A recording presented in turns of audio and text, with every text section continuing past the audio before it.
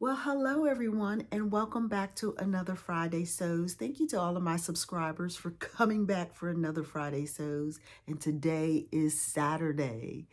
To all of my new subscribers throughout this week, thank you for subscribing and joining me. I so appreciate it. And if this is your first time clicking on a Friday Sews video, welcome. Welcome to the sewing community. It was created by Jen with Today in Jen's Sewing Room to bring the sewing community together so we can talk a little bit about life, a little bit about sewing. We can share with you our projects that we are working on week by week. So welcome. Now today I'm going to be sharing with you this lovely dress that I have on today, and it's that pattern right back there that you see. This pattern, which is a McCall's pattern. I made a couple of changes, so I will share that with you. So let's get started. Oh my, did I not introduce myself today? My name is Tanya, and this is the channel where we create the atmosphere for you to celebrate your grace, beauty, and style. Well, today we are talking about a McCall's pattern. It is McCall's 8142. I love, and I did view B there.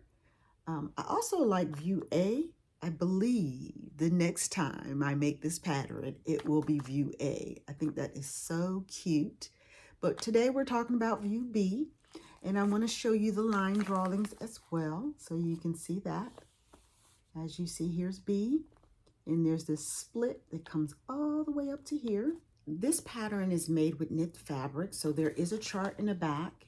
You need a 50% stretch, so you'll be able to use this gauge in the back. You want to put your fabric here and here, right? And then you're going to take it and pull it until it reaches here. Now, if it pulls beyond this mark, it is going to be more than a 50% stretch, okay? So you definitely want to use a 50% stretch. Some of the type of knit fabrics that you can use is a two-way stretch knit, 50%, cross grain, also a jersey, interlock, velvet knits, and novelty knits. Now there's also a lining for this particular pattern, and I just used the same fabric for my lining. So the fabric that I used was an ITY Knit. It came from Fabric Mark. It is a sea green white polyester, abstract dots. It was for $1.99. I ordered 4 yards of fabric, so I had just enough because for the size 20, you needed 2.5 yards. And then I also used the same fabric as the lining, which is another 2.5 yards. So I was able to still make it with my 4 yards. I actually had to sew together some pieces in the lining part to make it work, but it was just a small corner, which it worked out well. Now this is 60 inches wide of fabric, and I do believe they still have some of this, so you may want to grab a hold of it. It's very good quality fabric. I didn't have any issues sewing with this fabric here at all, so I absolutely love it. I do want to show you a close-up of the fabric, and just so you can see the drape of it. It is a pretty sturdy knit,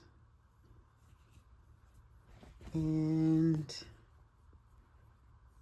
you cannot see through it, so I like that. One adjustment that I made for this pattern is the neckline. So it's a V neckline, and it does go down kind of low. So I came up to about 2 inches here, right?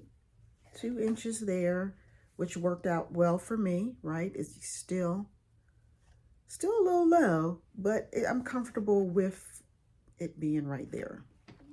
I want to show you a full view of the dress, so let's take a look at that.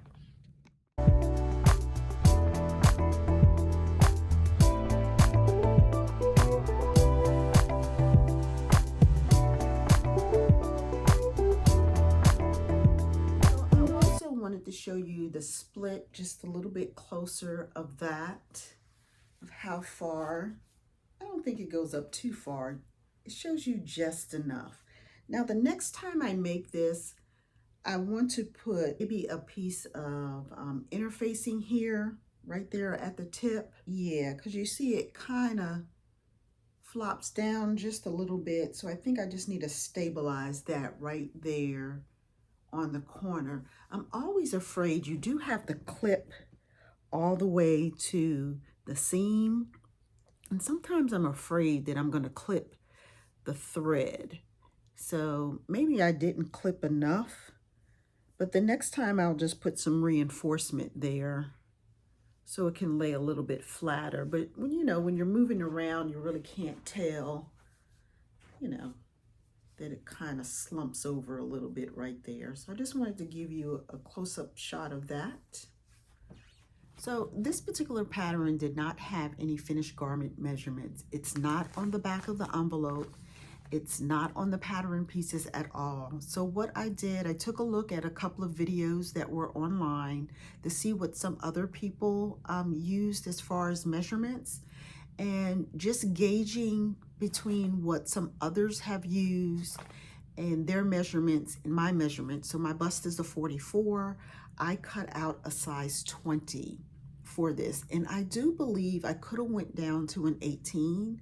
So when I do make the view A, I'm gonna try it in the 18 and see, because I feel like I do have some more room where I can go down. And because it's a knit, I typically can go down 2 sizes in a knit. I did measure my pattern pieces to see how wide it was across. So I felt safe enough to use the size 20, which worked out well. I do believe it looks like the cover of the pattern here. Yes, I would recommend this as a sew. It was pretty easy, although it says average. It says it's an average sew, which there were a couple of tricky areas. Right here around the neck, it kind of forms this type of seam. So you got to be careful with catching the points here. I love the ruching in the back, if you can see that. I love that. You're going to need some bias tape to create this ruching in the back. This would be an excellent pattern if you wanted to do a reversible dress. I believe you can do this with no problems. You'll just have to figure out the waist and how to tack down the waist on the opposite side. I also want to show you a few clips of some other areas here as well. So let's take a look at that. So I noticed that this dress was kind of pulling down here. So what I'm going to do is add a ribbon. It is very heavy here in the middle because of the elastic. So I'm going to add some ribbon where it will pull the dress up in the center, and I can put the ribbon around the hanger. So I'm gonna make that small last minute adjustment here with this. Here is the brand of ribbon that I'm using. I think I got this from Fabric World. It was like a whole set of different ribbon here. Different sizes in the one package.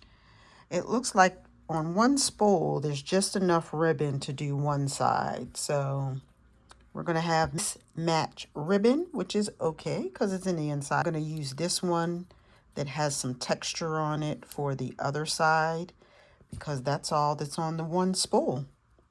Just enough to do the one. It has to be long enough, right, to go over the hanger. And then I'm going to sew it inside where the elastic is at. So a little bit about life. I decided to purchase a membership to my local museum, the High Museum here in Atlanta.